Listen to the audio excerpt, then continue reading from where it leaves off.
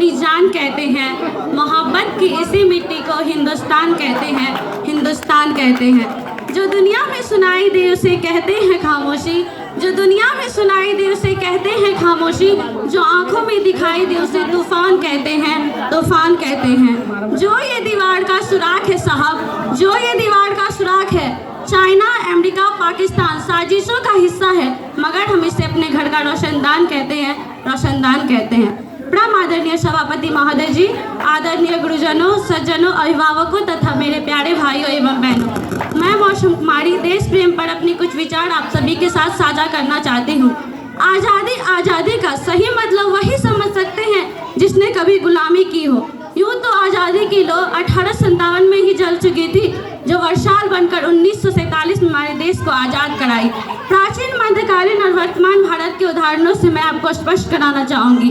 जब हम फिरंगियों के फेरे में फंस गए थे, जब हम फिरंगियों के फेरे में फंस गए थे, तो रंग दे बसंती चोला के एक नारे ने टोले के टोले उभर आने लगे, और उसके वंदे मातरम के एक आवाज में खून में आने वाला 5-5 डिग्री का तूफान अंग्रेजी शासकों की जड़ों में तूफान ला देता था। लोग मर जाते थे, मिट जाते थे, फांसी चढ़ जाते थे, फिर भी वह अपनी देशभक्ति साबित कर रहे थे, क्योंकि वह उस दौर की देशभक्ति की कसौटी थी।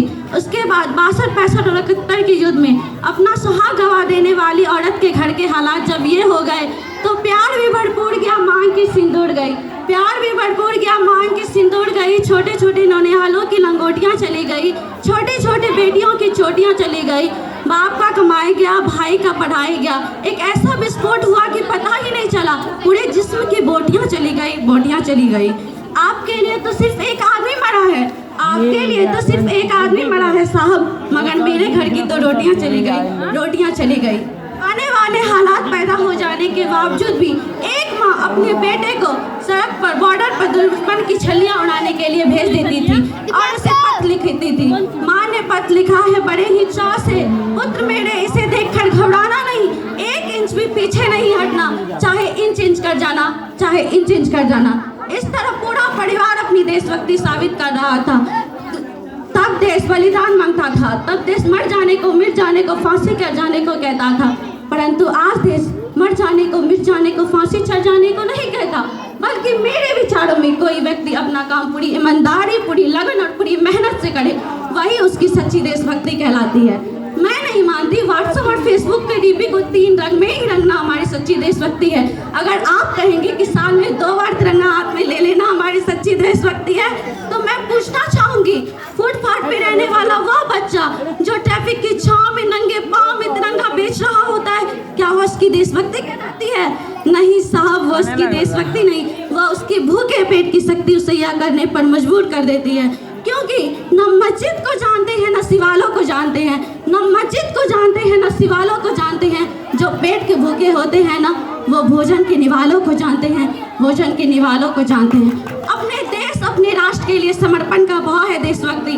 एक देशद्रोही के जीवन में आने वाला तूफान है हमारी सच्ची देशभक्ति, ताकि हर एक देशद्रोही यह समझ सके, अगर तू परिंदा है तो यह आसमान तेरा है, अगर तू परिंदा है तो यह आसमान तेरा है, अगर तू दरिंदा है तो ये शमशान तेरा है। भाईचारे से रहना है तो रह इस जमीन पर, नहीं तो यह कब्र भी तेरी है और ये कब्रिस्तान तेरा है, और ये कब्रिस्तान तेरा है। आज का वो युवा जिसके ऊपर भी जिम्मेदारी भी अपने देश, अपने समाज, अपने राष्ट्र की भावनाओं को मान रखने की है, वो 4x4 इंच की छोटी सी स्क्रीन पर अपनी भावनाओं की इमोजी भेज रहा है। 4 बोतल रोज का काम मेरा रोज का ने पूरे देश का भविष्य तबाह कर रखा है। हम ना एक ऐसे समाज में जीते हैं जहाँ लड़कों से बात करता देख जो भाई अड़काते हैं, लड़कों से बात करता देख जो भाई अड़काते हैं, वही भाई अपने गर्लफ्रेंड के किस्से घर में हंस हंस के सुनाते हैं। और मैं बता दूं कि महिला सुरक्षा के मामले में हम अभी भी 4थे नंबर पे आते हैं।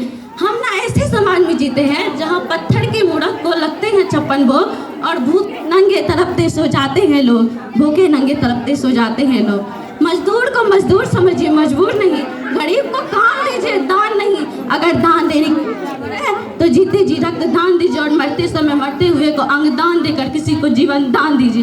यही हमारी सच्ची देशभक्ति और यही हमारा सच्चा राष्ट्र है। न सरकार मेरी है न रब मेरा है, न सरकार मेरी है न रब मेरा, और न ही ये बड़ा सन्नाम मेरा है। बस इतनी सी बात का गुरूर है मुझे कि मैं भारत की हूँ और ये भारत देश मेरा है, और ये भारत देश मेरा है। जय हिंद जय भारत।